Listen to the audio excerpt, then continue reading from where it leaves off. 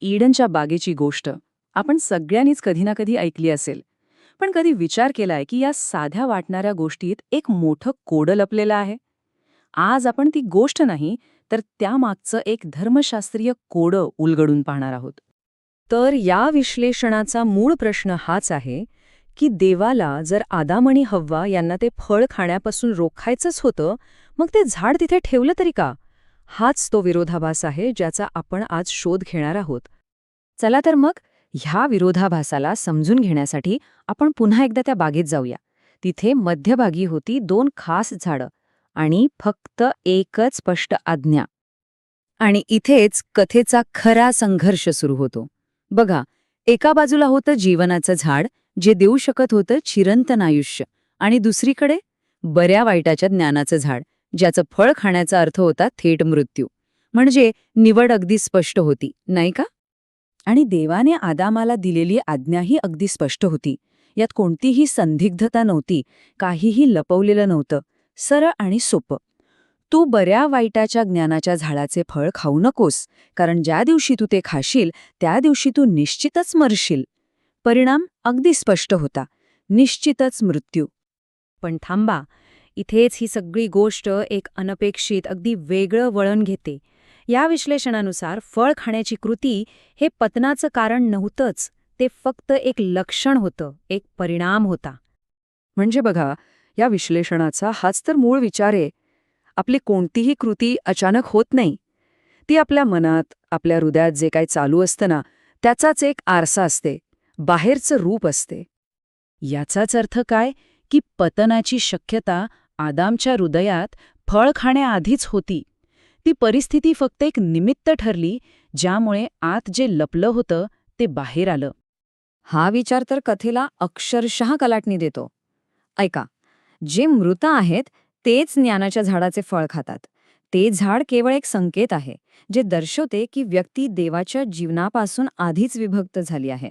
म्हणजे ते झाड सापळा नव्हतं, तर एक प्रकारचं डायग्नॉस्टिक टूल होतं, जे फक्त हे दाखवत होतं की आध्यात्मिक मृत्यू तर आधीच झाला आहे. अच्छा, मग जर ते झाड सापळा नव्हतं, तर मग त्या निषिद्ध झाडाचा आणि त्या आज्ञेचा खरा उद्देश तरी काय होता? आणि इथे आपल्याला त्या कोड्याचं उत्तर मिळायला लागतं. बघा, ती आज्ञा किंवा ते ज्ञानाचं झाड मोहात पाडण्यासाठी नव्हतंच, तर ते एका आरशासारखं होतं. एक असं साधन ज्यामुळे आदामला स्वतःच्या आत डोकावून पाहण्याची संधी मिळाली, एक आत्मसाक्षात्काराची संधी. ही प्रक्रिया कशी काम करते ते पाहूया. स्टेप 1, एक आज्ञा दिली जाते. स्टेप 2, त्या आज्ञेवर आपलं हृदय कसं रिॲक्ट करतं, यातून आपली खरी निष्ठा समोर येते. आणि स्टेप 3, यामुळे पाप निर्माण होत नाही, तर जे आतमध्ये आधीपासूनच लपलेलं असतं ना, ते फक्त उघड होतं, प्रकाशात येतं. आणि याचा परिणाम किती विलक्षण आहे बघा. आज्ञा एकच, पण परिणाम 2. ज्याचं हृदय आज्ञाधारक आहे त्याच्यासाठी तीच आज्ञा जीवनाचा मार्ग बनते. पण ज्याचं हृदय बंडखोर आहे त्याच्यासाठी तीच आज्ञा पापाची आणि पर्यायाने मृत्यूची ओळख करून देते. बरं, मग ह्या पतनाचा तात्काळ परिणाम काय झाला? तर आदामाला बागेतून बाहेर काढण्यात आलं आणि चिरंतन जीवनाचा मार्ग बंद करण्यात आला. आता ही हद्दपारी जरी शिक्षा वाटत असली, तरी या विश्लेषणानुसार ती एका अर्थी कृपा होती. का? कारण देवाला आदामाला पापाच्या अवस्थेत कायमचं अडकवलेलं पाहायचं नव्हतं. म्हणून त्याला त्या जीवनाच्या झाडापासून दूर ठेवलं गेलं. आणि हा मार्ग सहजासहजी बंद झाला नाही. माणूस आणि जीवनाचं झाड यांच्यामध्ये आता प्रचंड अडथळे होते. करूब म्हणजे देवदूत आणि एक सतत फिरणारी ज्वालारूपी तलवार. हे अडथळे फक्त भौतिक नव्हते, तर ते दैवी न्यायाचे आणि माणसाच्या विभक्ततेचे प्रतीक होते. तर मग मार्ग बंद झाला. मग आता पुढे काय? उत्तर काय? आणि हेच या विश्लेषणाचं अंतिम आणि सगळ्यात महत्त्वाचं सार आहे.